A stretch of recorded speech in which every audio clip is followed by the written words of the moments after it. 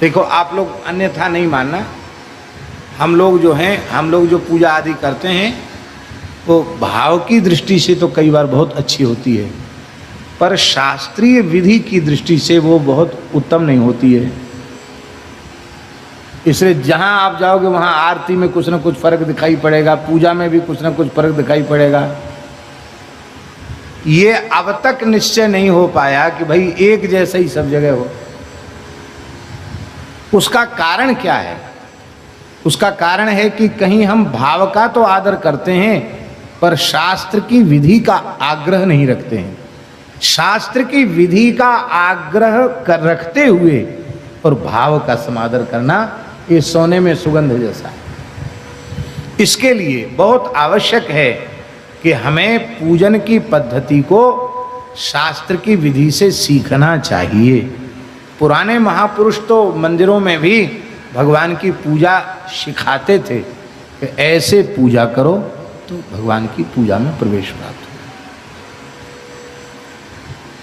हो। दक्षिण में वैखानस आगम के अनुसार और नारद पांचरात्रादि आगम के अनुसार पूजा होती है, बहुत अच्छी बात है। ऐसी ही शास्त्र और भाव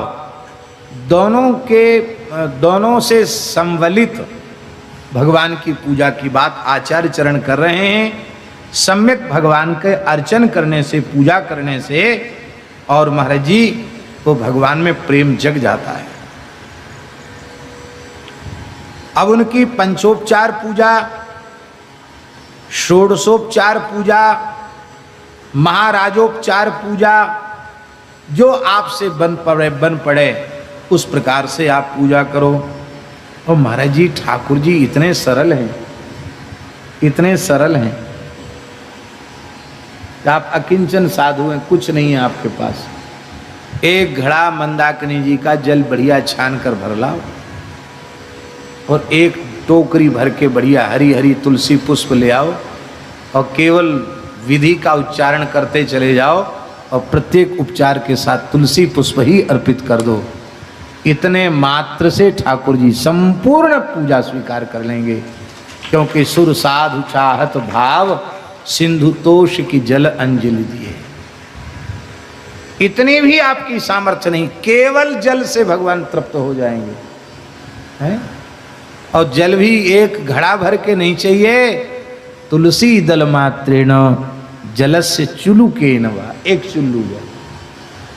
विक्रीणीते स्वमात्मानं भक्तेभ्यो भक्तवत्सलः। भगवान पदार्थ के प्रेमी थोड़े ही हैं, भगवान भाव के प्रेमी हैं, भावग्राही जनार्दन। हमारे वृंदावन में एक महानुभाव हैं, आप उनसे परिचित हैं।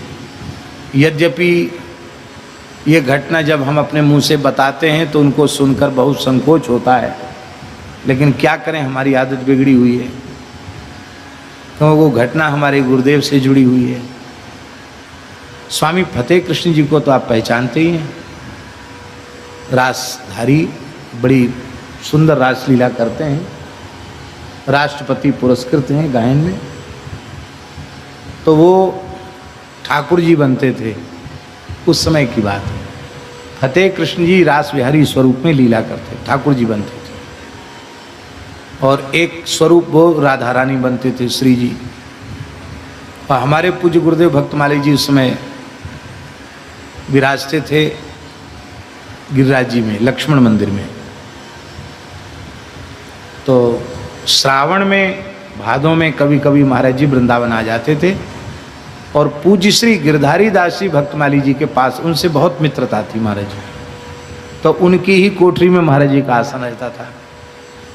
और उस समय लीला सुदामा कुटी में नहीं होती थी, उसमें लीला होती थी सावन भादों में प्रभुदत्त ब्रह्मचारी जी के यहाँ। तो प्रभुदत्त ब्रह्मचारी जी के यहाँ महाराज जी भी लीला देखने जाते हैं और पूज्य श्री सुदामा दास जी महाराज भी लीला देखने जाते हैं। तो ठाकुर जी को श्रृंगार भोग धराते क्या? श्याम भोगी। श्याम भोगी जानते ना? श्याम भोगी जानते महाजन जी? नहीं जानते, चलो। हमारे साधुओं का शब्द है श्याम भोगी। ये जो चना होते ना, चना, उनको पानी में भिजा देते हैं, वो खिल जाते हैं, तो उनको फिर कढ़ाई में छोंक देते हैं, बघार देते हैं। उसको इधर बुंदेलखंड में तो कहीं कहीं मसूसा कहते हैं, बुंदेलखंड में मसूसा भी बोलते हैं, और हम लोग साधुओं में उसको श्याम भोगी कहते हैं। तो श्याम भोगी सुदामा कुटी में रोज बनती ही थी, तो वो अमनिया ले लेते थे, और महाराज जी गिरिराज जी से लाते थे चनोरी।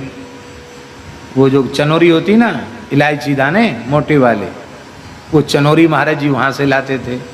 तो चनोरी और श्याम भोगी मिलाकर रास बिहारी को भोग लगाते।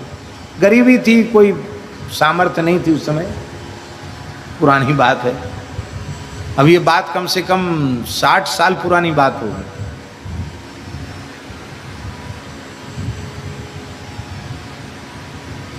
तो फतेह कृष्ण जी ने अपनी अनुभूति सुनाई। बोले हम तो ठाकुर जी बनते थे, हमारी एक स्वरूप श्री जी बनते थे, वो भी बाद में रासधारी हो गए, वो भी श्री जी बनते थे। तो बोले महाराज जी रोज वही पवाते।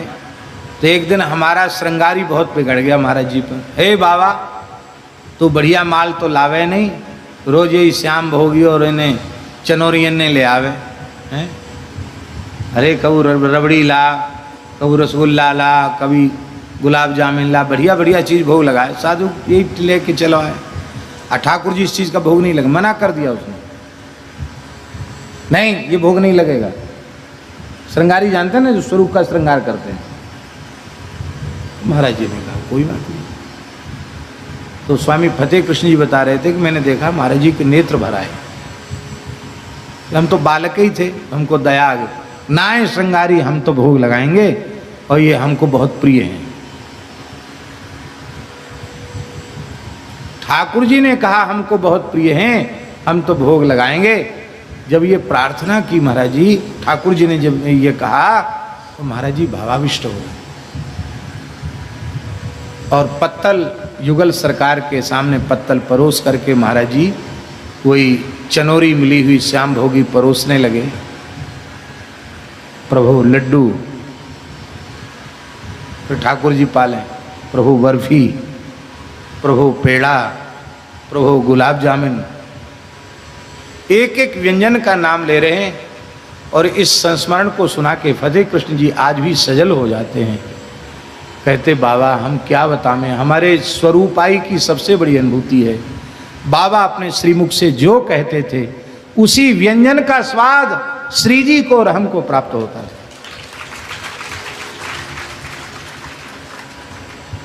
जितने व्यंजन बोलते चले गए और हम पाते चले गए, एक कण भी नहीं छोड़ा। श्री जी से पूछें, श्री जी भी गदगद हैं, हम भी गदगद हैं। बोलो, ये है भावना समर्चनम। जब भाव होगा तो श्याम भोगी में ही, चनोरी में ही लड्डू, पेड़ा, गुलाब जामुन, मालपुआ, कचौड़ी, खीर, मलाई, सब कुछ उसी में प्रकट हो जाएगा। और भाव नहीं होगा तो 56 भोग पधरा दो सामने तो भी कुछ मिलेगा नहीं है? भाव की बात। तो समर्चनम, दास का निवेदन यह है कि शास्त्र विधि के साथ भाव भी आवश्यक है। भाव और शास्त्र विधि से भगवान का अर्चन। वंदना, वंदना क्या है?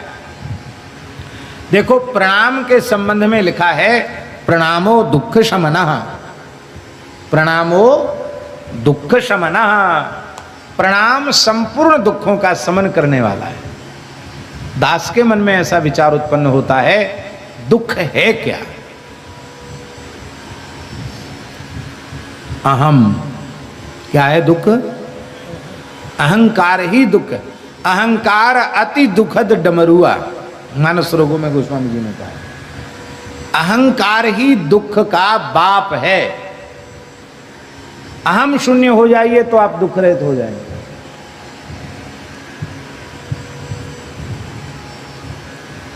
और अहंकार का नाश प्रणाम से होता है।